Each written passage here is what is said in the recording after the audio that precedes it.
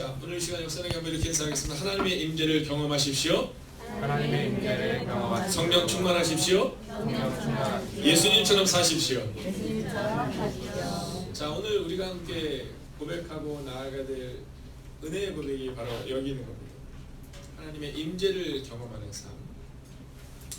자, 여러분, 우리가 인생을 살아갈 때 어떤 일을 할 때마다 이 순서가 있습니다. 순서가. 자, 그리고 그 순서를 따라서 우리의 삶을 살아갈 때 하나님의 역사를 기대할 수 있죠. 자, 사람들마다 다 루틴이라고 말하죠. 이런 습관이 있습니다. 이 반복적인 습관이 있는데, 자, 아침에 일어나면 제일 먼저 뭐를 하세요? 지연이는 아침에 일어나자마자 제일 먼저 뭘 하지? 아, 맞습니다. 요즘 아이들은요, 일어나자마자 핸드폰을 봅니다. 뭐 사업하거나 또는 국가공무원으로서 뭐 중요한 일을 하는 사람들은 안 보더라도 우리 아이들은 꼭 봅니다. 아주 중요하게. 저희 아이들도 보면 일단 일어나자마자 찾아서 핸드폰을 이제 검색하죠. 자, 이게 첫 번째 습관이라면, 자, 우리 장로님, 권사님, 집사님들은 뭘 제일 먼저 하실까요? 아마 모르기는 해도 일어나자마자 기도를 제일 먼저 하시겠죠. 또는 일어나서 잠깐의 뭐 씻고 얼굴을 잘 정신을 차리면 뭐 성경을 읽는 습관을 가지기도 하실 것입니다. 자, 우리 모두가 다 다르지만 각자가 행하는 순서가 있습니다. 지연이는 핸드폰을 본 다음에 뭘 하지? 밥 먹어. 제일 중요한 일을 하는 겁니다. 그 다음에 바로 제 밥을 먹는 겁니다. 자, 우리 가운데 있어서 육신의 밥을 먹는 것처럼 우리의 삶 가운데도 순서를 따라 무언가를 해야 하는 일이 있습니다. 아침에 밥을 먹지 않고는 시작할 수 없는 것처럼 오늘 우리 가운데 있어서도 우리가 가장 중요하게 여기는 것들을 먼저 하고 그 다음 순서를 해나갈 수 있어야 한다라는 겁니다. 자, 그래서 성경은 우리 가운데 어떻게 고백하고 있냐면, 우리가 행할 때 먼저 말씀에서 답을 찾아야 한다라고 어저께 함께 나누었습니다. 여러분, 우리가 어떤 일을 결정할 때 그 결정이 옳으냐 그르냐는 말씀에서 답을 찾았느냐 찾지 않았느냐, 바로 거기서부터 시작할 수 있다라는 겁니다. 근데 말씀에서 답을 찾기 위해서 우리가 필요한 것이 있습니다. 그것은 내려놓음입니다. 자, 이 내려놓음이 말씀에서 답을 찾는 과정 중에 먼저 되어야 한다라는 겁니다. 여러분, 우리가 왜 말씀에서 답을 찾지 못합니까? 단순하고 명료합니다. 말씀보다 내 생각이 먼저 앞서니까 말씀이 잘 들리지 않는 겁니다. 여러분, 쉽고 단순한 진리입니다. 근데 가장 어려운 일이죠. 일단은 다 내려놔야 아무것도 없어야 말씀을 적을 수 있는 겁니다. 근데 너무 많은 게 있으면, 너무 많은 생각이 있으면 절대로 말씀이 들리지 않습니다. 저희 집 아이들의 방을 들어가 보면, 한 아이의 방은 이렇게 들어가면 막 굉장히 깔끔합니다. 지방만큼은 지가 꼭 청소를 하고, 거실은 누가 하든 말든 상관없이 지방을 꼭 이렇게 깨끗하게 정리하면 거기 들어가면 이렇게 뭐 쉽게 뭔가를 할 수 있고 찾을 수가 있습니다. 근데 또 아이의 방에 들어가면 제가 어쩔 때는 다닐 정도로 뭔가를 이렇게 달릴 수 있는 공간이 없을 정도입니다. 거기서 뭐를 찾으려면 이 찾는 데 시간이 조금 오래 걸립니다. 자, 뭔가가 정리가 돼야, 그래야지만 뭔가를 찾을 수 있습니다. 오늘 우리의 마음 가운데 내 생각이 정리가 돼야 하나님의 음성이 들리는 겁니다. 내 생각도 정리되지 않았는데 어떻게 거기 하나님의 생각이 들어올 수 있겠어요? 여러분, 저는 술집에서 하나님을 만났다는 얘기를 별로 들어본 적이 없습니다. 여러분, 이 저녁을 결정해야 되는 겁니다. 내가 21일의 새벽, 이 새벽을 깨우기 위해서 저녁에 잠을 자겠다. 이 결정을 해야 되는 겁니다. 내려놔야 되는 겁니다. 그래야 그 다음날 새벽을 깨울 수 있다라는 거죠. 여러분, 저는 우리가 하나님의 말씀에서 답을 찾는 사람들이 되기를 원합니다. 여러분, 우리의 인생 가운데 있어서 하나님의 말씀에서 답을 찾는 사람들, 그러면요, 그 결정이 틀린 결정이 될 확률이 적습니다. 그런데 먼저 결정하고 먼저 행동하고 난 다음에 답을 찾으려 하니, 여러분, 그 결정이 늘 후회가 되는 결정인 겁니다. 저는 2020년 우리의 인생이 후회하는 인생이 아니라, 여러분, 말씀대로 답을 찾고 말씀대로 결정해서 2020년에 12월 31일 송구영신 내릴 때 우리는 기도했고 우리는 말씀에서 답을 찾았고 하나님이 결정하셨다는 그 믿음의 고백이 여러분과 저의 삶과 되기를 주의 이름으로 축원하겠습니다. 아멘. 자, 그러면 말씀에서 답을 찾은 사람들이 해야 할 일이 무엇일까요? 오늘 그것이 바로 오늘 우리에게 주시는 하나님의 그 다음 순서입니다. 바로 말씀에 근거하여 결정해야 한다라는 겁니다. 여러분, 말씀에서 답을 찾았다 하더라도 그것을 근거로 결정하기가 쉽지 않습니다. 자, 이번 주 주일날 설교 말씀을 준비하고 있는데 어저께 은평동지망에서 있는 사경회를 참석하고 있었습니다. 근데 사경회가 끝나면 제가 교육부 총무이기 때문에 이제 목사님들과 이런저런 대화를 나눌 수 있는 시간이 있습니다. 왜냐면 강사 목사님들이 좀 일찍 오셔서 한 30분 정도 대기하고 계시다 들어가시거든요. 그럼 제가 이제 교무실처럼 이 겸한 그곳에서 이제 기다리고 있는 겁니다. 근데 한 목사님이 이렇게 말씀을 해 주시는 겁니다. 뭐라고 말씀하시냐면 이제 목회를 굉장히 오래 하셨어요. 이제 은퇴가 얼마 남지 않으셨는데 본인이 목회를 하면서 어떤 사람이 어떤 사람을 전도하고 어떤 사람을 양육하느냐에 따라서 그 전도된 사람의 미래가 달라진다는 겁니다. 그래서 이분이 어떤 얘기를 하시냐면 그분이 초년병 시절에, 그러니까 목회를 시작한 지 얼마 안 된 시절에 그 교회를 부임을 했더니 거기에 두 분의 권사님이 있더라는 겁니다. 근데 두 분의 권사님이 참 다 성품이 좋으시더래요. 근데 한 분은 정말로 하나님의 말씀대로 결정해서 양육하는 분이었고, 한 분은 하나님의 말씀대로 살아가지만 자신의 뜻이 조금 강한 분이었다는 겁니다. 혹시 어저께 그 강의 들으신 분 있으실 수 있을 것 같은데요.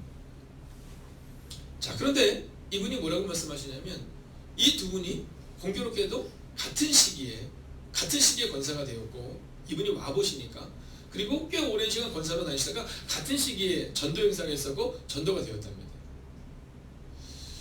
자, 그리고 나서 이 A라는 권사님께서 한 분을 전도해서 그분을 양육하게 되고, 이 B라는 권사님이 한 분을 전도해서 그분을 양육하게 되었다는 겁니다.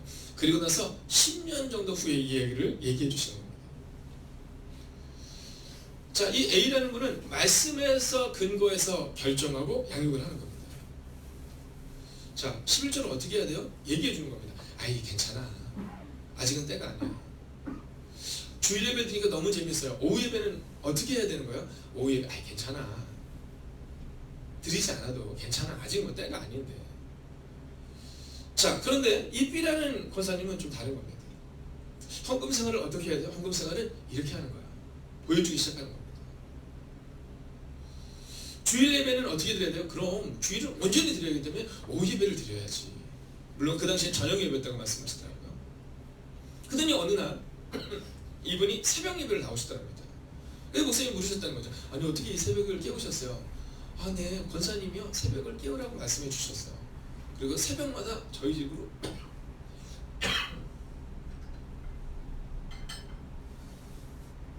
자기 새벽에 대한 얘기만 목이 메워서,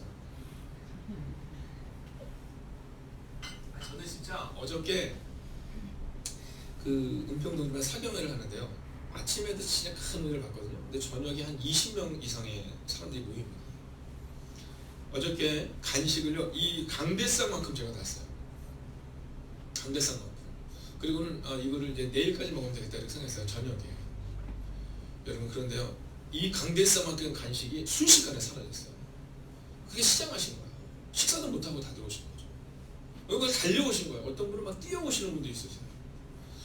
야, 제가 그분들을 보면서 제 마음과는, 야, 내가 진짜 이 사경을 위해서 내 온몸을 불살리라 이렇게 생각했어요.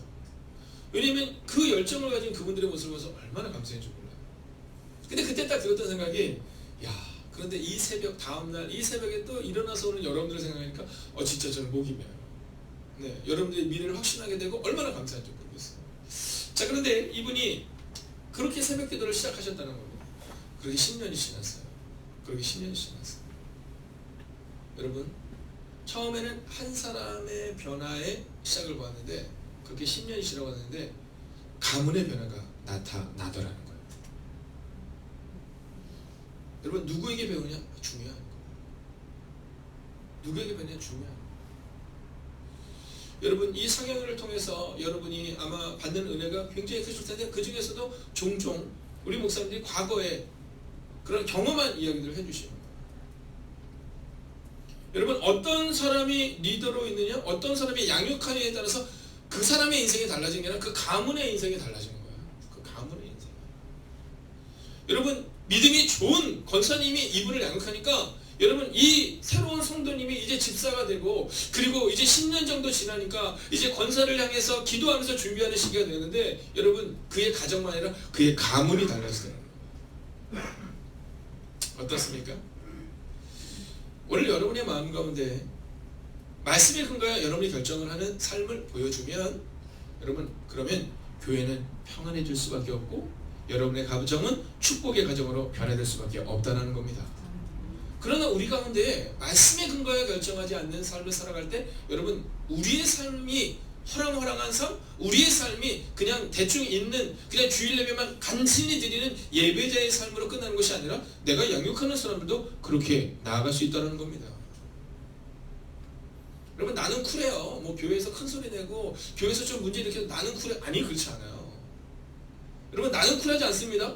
여러분 이 문제가 그 다음 사람에게 계승되고 전승돼요. 우리가 다음 사람에게 기도를 가르치면 그대로 기도하는 사람으로 성장하게 됩니다.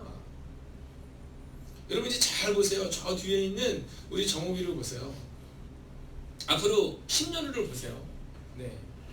엄마가 기도하는 대로 기도하는 사람으로 바뀔 확률이 큽니다. 그런데 엄마의 마음 가운데 또는 부모의 뒷모습을 바라보면서 늘 어려움을 봐요. 교회의 어려움을 보고 뭐 막 밖에 나가가지고 막 하는 막 주차 때문에 맨날 막 엄마랑 막 맨날 싸우는 모습 봐요. 정우이가 막 학교에서 딱 끝나고 들어오는데 막 큰 소리가 나고 있어요. 어떤 큰 소리냐면 주차를 왜 여기다 했냐 저기다 했냐 막 큰 소리가 막 나기 시작해요. 여러분 정우이가 처음에는요 막 얼굴이 다 뜨거워요. 나 엄마를 피해야지 막 이럴 수 있어요. 근데 시간이 지나잖아요. 그러면 엄마랑 비슷비슷해져 갑니다. 우리의 삶 가운데 내 뜻으로 자꾸 결정하는 습관을 들이잖아요. 그러면 내 뜻대로 무언가를 결정하는 습관이 우리 자녀들이 그대로 계승되고 전승된다는 거죠. 근데 우리가 말씀에 근거하여 결정을 하게 되면 우리의 자녀들도 그렇게 가는 거예요. 종종 저에게 오셔서 물어보는 분들이 있으세요. 목사님 어떻게 우리 자녀를 양육해야 되나요? 그때마다 제가 묻습니다. 어떤 뒷모습을 보여주고 있다고 생각하십니까? 여러분 부모님들은 한번 상상해 보세요. 여러분의 자녀들이 여러분을 어떤 뒷모습의 신앙인으로 생각하고 있는가? 우리 부모님은 교회를 위해서 눈물로, 교회를 위해서 진심으로, 교회를 위해서 전심으로 섬겼던 사람인가? 그러면요 우리 자녀들도 그렇게 자라나게 되어 있어요. 너희 부모님이 제일 잘하시는 분이 예, 우리 부모님은요 성경을 제일 많이 보세요. 그러면 자녀들도 성경을 제일 많이 보는 자녀들로 변화되게 되어 있어요. 우리 자녀들의 모습에 상처가 있다? 여러분 그 상처는 다 내가 줘요. 다 우리가 줘. 먼저는 목사님 저부터 문제예요. 그리고 바로 여러분의 뒷모습이 여러분의 자녀들의 뒷모습을 결정한다라는 거죠. 자 여러분 이 부분을 보면서 우리가 한 가지를 더 봐야 될 게 있어요. 그건 뭐냐면 이 다윗과 골리앗의 전쟁 가운데 있을 때 다윗과 골리앗 전쟁 가운데 있을 때 거기에는 이미 군사들이 많이 있었다는 거죠. 용사들이 용맹한 사람들이 많이 있었다는 거예요. 근데 그 용맹한 군사들이 그 앞에 있는데 골리앗이라는 사람이 딱 나오니까 헉 하고 아무도 못 나가는 거예요. 자 여기서 한번 제가 질문해 보겠습니다. 그들은 어렸을 때부터 말씀을 들었는데 말씀에 근거하여서 답을 찾았던 사람들인 것은 분명합니다. 그죠? 이스라엘 백성들은 어렸을 때도 말씀에 양육되니까요. 그런데 그들이 하지 않은 일이 뭐냐면 말씀에 근거해 결정하지 못했다는 겁니다. 우리는 못 이겨 이미 결정을 한 거예요. 제일 먼저 누가 결정했어요? 사울왕이 결정한 겁니다. 야 우리는 못 이겨 이렇게 결정한 겁니다. 그래서 사울왕에 있었던 그 부관들이 뭐라냐면 우리는 못 이겨 이렇게 얘기합니다. 그랬더니 다윗의 형들도 우리는 못 이겨 이렇게 얘기하고 다 굴로 숨어버린 겁니다. 자 근데 그때 10대였던 이 다윗이 딱 기치를 들고 나오잖아요. 근데 그때 뭐라고 말하면 이렇게 말해요. 너는 칼과 창과 단창으로 내게 오거니와 나는 만군의 여호와의 이름 곧 내가 모욕하는 이스라엘 군대 하나님의 이름으로 여러분 잘 들으십시오. 내게 나아간다 이렇게 말합니다. 내게 나아간다.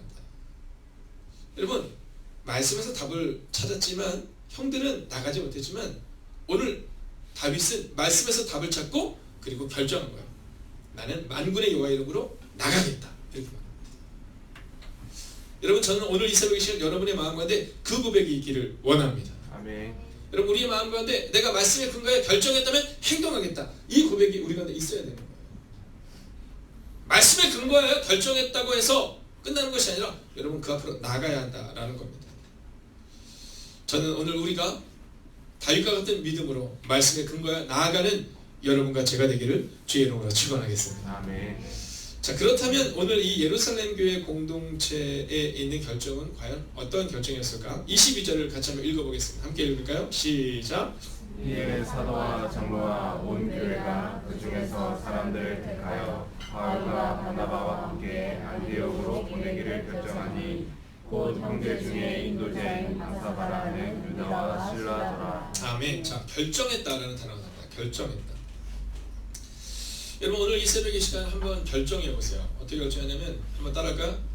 아멘을 많이 하겠습니다. 아멘을 많이 하겠습니다. 찬송을 많이 하겠습니다. 찬송을 많이 하겠습니다. 목사님과 눈을 마주치겠습니다. 목사님과 눈을 마주치겠습니다. 네, 여러분 저와 눈을 마주치셔야 돼요. 여러분 목회자와 눈을 맞춰야 됩니다. 네, 네, 아, 오랜만에 눈을 마주치니까 참 좋네요. 네, 눈을 이렇게 좀 마주치셔야 됩니다. 네. 자, 여러분 그들이 결정했다. 오늘 사도행전 15장 1절과 2절을 보면서 슬퍼 보이는 장면은 뭐냐면 어떤 사람들 때문에 논쟁이 일어나는데 그 논쟁이 큰 논쟁이었어요. 뭐 대충이 아니라 큰 다툼이 있었다는 거예요. 여러분 7절의 말씀에도 기억되는 것처럼 많은 변론이 있었다 이렇게 말합니다. 그러니까 안디옥 교회에서 일어났던 논란이 여러분 예루살렘 교회로까지 온 거예요. 좋은 교회는 논란이 없는 교회가 아닙니다. 여러분 혹시 여러분이 교회를 다니다가 우리 교회에서 좀 논란이 있고 뭐 큰 소리가 날 수 있을 때 뭐 이렇게 생각하지 마세요. 그럴 수 있는 겁니다. 옆 사람에게 한번 이렇게 인사하세요. 그럴 수 있다고 저는 생각합니다. 한번 인사해주세요. 그럴 수 있다고 생각합니다. 여러분 우리 가운데 잊지 말아야 돼요. 논란이 없는 교회가 아니라 논란이 있을 수 있다는 겁니다. 그런데 그 다음입니다. 논란이 있은 다음 이들의 결정이 어떤 결정이냐면 말씀에 근거한 결정이었다는 거예요. 여러분 그러면 되는 겁니다. 여러분 어떻게 생각이 다 같겠어요. 제가 이번 주 월요일도 얘기했지만 여러분 두 사람한테 그러면 짜장 짬뽕이 맞는 경우가 거의 없다니까요. 한국에 짜장면 먹는 것도 어려운 판국이 교회에 무언가를 결정할 때 어떻게 여러분 생각이 다 같겠어요. 그래서 맞춰가는 과정이 필요하죠. 네, 그래서 저희가 교회를 이전할 때도 투표를 한 겁니다. 여러분 어떻게 그걸 맞춰가는 과정이 필요한 거거든요. 어떻게 모두가 맞을 수 있겠어요. 근데 그럼에도 불구하고 끝까지 아니다 이건 곤란한 거죠. 왜냐하면 내 생각을 내려놓는 과정을 거치고 오늘 이들이 한 일은 뭐냐면 결정하는데 말씀의 근거에 결정했다는 겁니다. 저는 우리 교회 가운데 논쟁이 앞으로도 없을 거라 생각하지는 않습니다. 여러분 왜 그렇게 쳐다보세요? 저를 보면서도 여러분 다 마찬가지로 얘기했잖아요. 네, 저 이번 주에도 똑같은 사람인데 똑같은 말을 들었어요. 네, 한 분은 저한테 이렇게 해서 목사님 요즘 어떻게 운동하시나 봐요. 왜 이렇게 날씬해졌어요? 이렇게 얘기 들었어요. 세연이 너 왜 비웃어? 네, 저 그 얘기를 들었어요. 그러고 나서 딱 왔는데 어떤 분이 딱 그러시더라고요. 목사님 근데 요즘에는 목사님 얼굴이 후덕해 보여서 좋아요. 이렇게 얘기하시더라고요. 네, 그러니까 그분이 볼 때는 목사님이 늘 아픈 걸 아니까 막 늘 말라 보였는데 그분이 볼 때 그날따라 제 얼굴이 이렇게 달덩이처럼 커 보였나 봐요. 그래서 저한테 그렇게 여러분 똑같은 사람인데 어떤 분은 목사님 이렇게 마르셨어요 그렇게 얘기해서 제 마음을 기쁘게 하신 분도 있고 또 어떤 분은 왜 이렇게 후덕해 주셨어요 그래서 건강이 좋아졌구나 라고 생각할 정도로 여러분 제 마음을 기쁘게 한 적도 있는 겁니다. 여러분 똑같은 사람을 보면 똑같은 판단을 하는데 어떤 사람은 말라 보이고 어떤 사람은 건강이 좋아 보여서 좋고 여러분 틀리고 안 틀리고의 문제가 아니라 맞고의 문제가 아니라 여러분 의견이 이렇게 조금씩 다를 수 있다는 겁니다. 근데 그 두 분이 아주 동일한 말씀하셨어요. 목사님 오늘 제가 그 말씀을 듣고 너무너무 찔렸어요. 목사님 오늘 제가 이번 주에 원로 목사님 말씀을 듣고 너무너무 마음에 찔려서 저 이제 올해는요 전도 2명 하려고요. 목사님 저 이번 올해는요 꼭 찬송하는 사람 살려. 전 너무 감사했어요. 목사에 대한 평가는 어떤 사람은 말라 보이기도 하고 어떤 사람은 후덕해 보이기도 하지만 여러분 그 말씀을 붙들고 두 분 다 한 분은 전도하겠다고 말씀하셨고 그리고 한 분은 찬송하면서 이제 앞으로 내 입술의 고백 가운데 고난을 묵상하지 않겠다는 얘기를 하는데 너무너무 큰 은혜가 되는 거예요.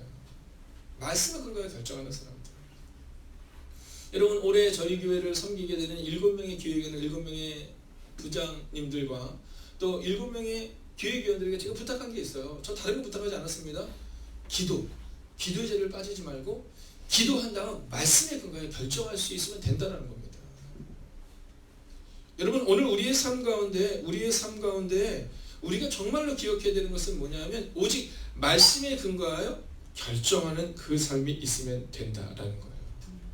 그러기 위해서 말씀을 읽고 말씀대로 살아내겠다는 다짐이 있어야 되는 겁니다. 여러분 교회를 왔다 갔다 한다고 해서 우리의 신앙이 자라나지 않습니다. 여러분 봉사를 할 때 물론 우리의 신앙이 자라납니다. 그러나 결정적으로 우리의 신앙을 싹 틔우는 것은 말씀이어야 돼요. 여러분 교회에서 오랫동안 친절하고 여러분 교회에서 오랫동안 봉사했다고 해서 그 사람이 말씀이 급격하게 성장하는 것이 아니라 여러분 말씀이 들어와야 삶의 변화가 일어나기 시작한다라는 겁니다. 아멘.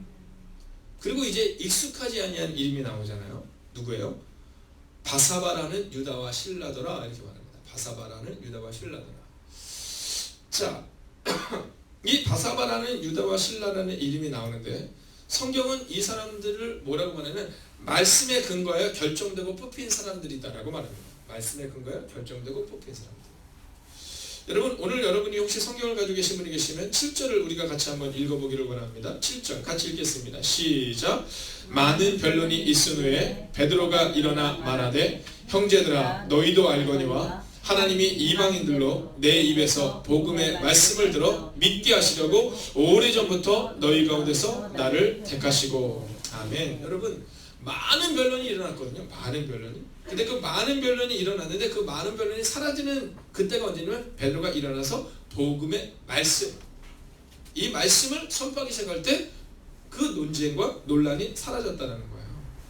여러분 하나님이 선택한 베드로, 오늘 안디옥 교회의 문제를 해결하기 위하여 하나님이 선택한 사람이 누구냐? 바로 이 유다와 실라였다는 겁니다. 사랑하신 여러분, 저는 이제 여러분이 여러분의 가정으로 돌아가셔서 또는 여러분의 직장으로 돌아가셔서 여러분의 가정 가운데 직장 가운데 어떤 문제가 발생됐을 때 여러분 그 문제를 잠잠케 하는 유다와 실라와 같은 믿음의 사람들이 되시기를 주의 이름으로 축원하겠습니다. 아멘. 여러분 그들은 인도자였다 이렇게 말합니다. 인도자였다. 어떤 인도자이겠습니까? 여러분 성경은 말하잖아요. 소경이 소경을 인도하면 여러분 그들은 엉뚱한 데로 갈 수밖에 없다라고 성경을 기록합니다. 이 인도자 이들은요 바로 말씀의 근거에 결정하고 말씀의 근거에 선택된 인도자였다는 거예요. 오늘 우리 가운데 필요한 것이 바로 여기 있는 겁니다. 말씀에 근거하여 내가 유다와 실라처럼 세워지겠다. 여러분 한 번도 등장하지 않았던 그 이름들이 오늘 처음 등장하는 거예요.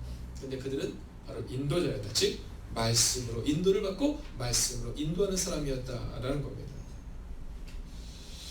여러분 오늘 15장 32절 보면 우리가 이제 다음 주일날 함께 보게 되겠지만 이 유다와 실라를 향해서 뭐라고 하냐면 유다와 실라도 선지자라 이렇게 말합니다. 선지자. 즉 하나님의 뜻을 예언하는 자, 하나님의 뜻대로 살아가는 자 이렇게 말하고 있어요. 여러분 우리가 어떤 문제 앞에서 선지자라고 고백받을 수 있는 사람은 어떤 사람이냐면 잘하는 사람, 여러분 돈 많은 사람, 성공적인 인생을 사는 사람이 아니라 바로 선지자, 즉 하나님의 뜻대로 살아내고 하나님의 뜻을 말하는 사람. 여러분 선지자의 입술은요 두 가지를 말할 수 없었습니다. 오직 진실, 예수 그리스도에 대한 예언만을 할 수 있는 사람이 선지자였거든요. 어떻습니까? 2020년 막 기대되지 않으십니까?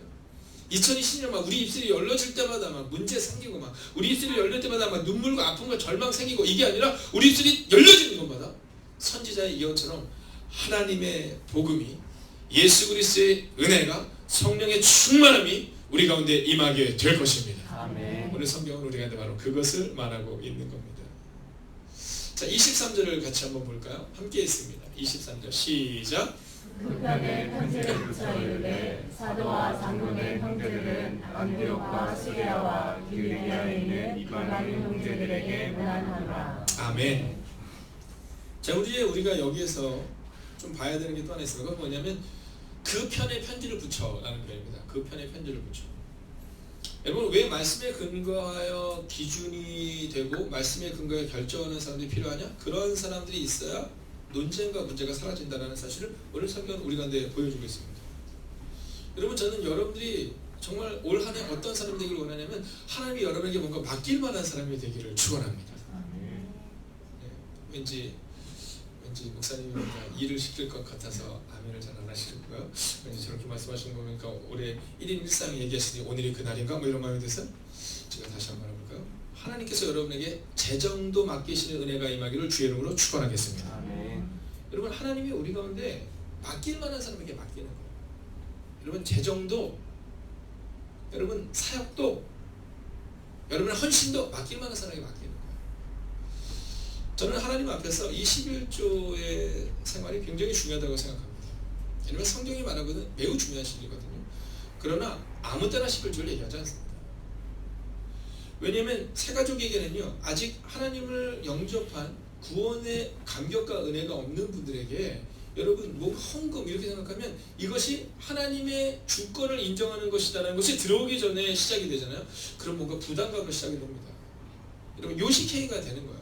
하나님 앞에 전적인 11조의 생활을 하지 못하게 되고 처음에 뭔가 잘못 배우게 되면 그러면 그냥 남들 눈을 의식하는 신앙생활을 하게 됩니다.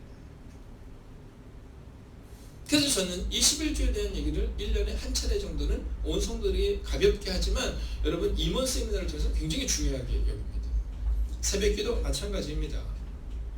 금요예배 마찬가지입니다. 아무한테나 오라고 이렇게 하지 않아요. 제가 지난번 새벽기도 이번 21일 특별 새벽기도를 하면서도 아무에게도 전하지 않았습니다. 여러분 왜냐하면 이미 하나님이 맡긴 사람들이 있다는 것을 알았기 때문에 여러분들을 통해 이 교회가 세워질 것을 믿었기 때문입니다. 여러분 오늘 보세요. 편지를 붙여 이러는데 이 중요한 사항을 보내는데 두 사람의 이름이 나오는 거예요. 그가 누구냐면 유다와 실라였던 거죠. 유다와 실라. 여러분 교회 내에서 여러분에게 무언가를 맡길 때 여러분 맡길 만한 사람이 되셔야 돼요. 여러분 기도자가 기도하러 다 올라왔는데 막 사람들이 많은 건데 아 저분의 기도를 통해서 나에게 큰 은혜가 임하겠구나 뭐 이런 기대가 있어야 되는 거예요.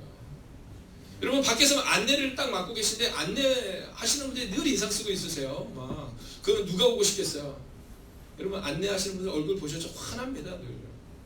오늘 우리 가운데 필요한 것은 뭐냐면 우리가 하나님이 맡길 만한 사람이 되어야 한다는 겁니다.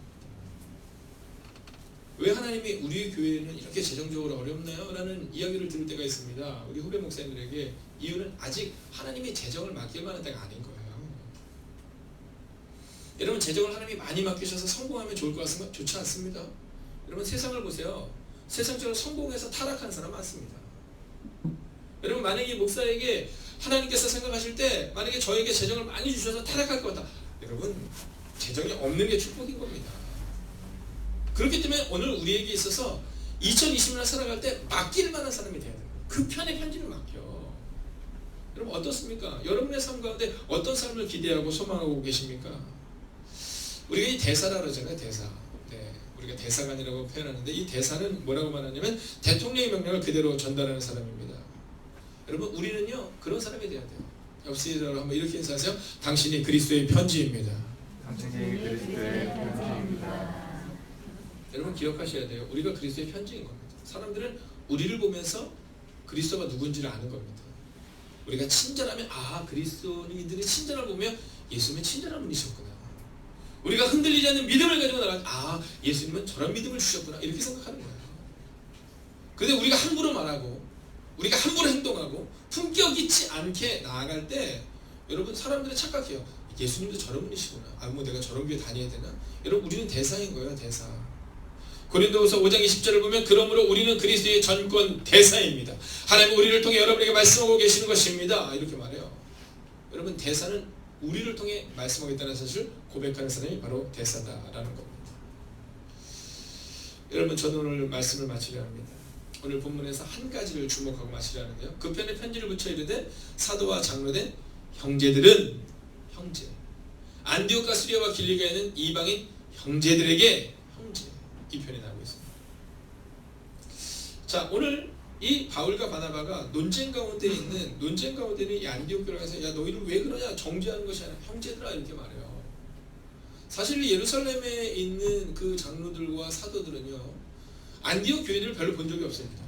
네, 만난 적도 거의 없어요. 근데 그들 향해서 뭐라고 말하면 형제들아 이렇게 말합니다. 형제들아. 그리고 오늘 성경은 우리 가운데 우리가 교회 공동체를 세워나갈 때 어떤 고백을 하기를 원하면 형제들아 이런 고백을 가지고 나아갈 수 있어야 된다고 가르치고 있다는 겁니다. 근데 이 형제들아 이 표현에 주목하셔야 돼요. 여러분 형제들아 고백하기가 쉬워요? 어려워요? 어렵습니다. 어려워요. 문제는 나한테 있는 겁니다. 요셉이 형제들에게 팔림을 받죠. 요셉이 형제들에게 팔림을 받은 다음에 14년의 시간을 아주 어렵게 지냅니다. 그리고 나서 7년의 시간을 이 요셉이 이제 왕궁에 있게 됩니다. 그렇게 약 20년의 시간이 훌쩍 지나갑니다. 자, 그리고 났는데 그 형들을 만나게 돼요. 형들을 만나게 돼요. 자, 요셉이 형들을 만났을 때 어떻게 행동했는지 기억하시죠? 네. 춤췄어요? 울었어요? 울어요. 여러분 막 예전에 KBS에서 했던 이산 가족 상봉 못 보셨어요? 막 울 수밖에 없는 상황이 되잖아요. 막 울었어요. 자, 그리고 나서 한참의 시간이 지난 겁니다. 아버지가 죽자 형제들이 와서 요셉에게 뭐라냐면 요셉 아버지가 얘기했어요. 우리를 잘 선대하라고, 우리 죽이지 말라고 이렇게 얘기해요. 여러분 애굽에서 살아갈 동안에 그 형제들은 한 번도 요셉을 형제로 여기지 않은 거야. 형제인 척한 거죠.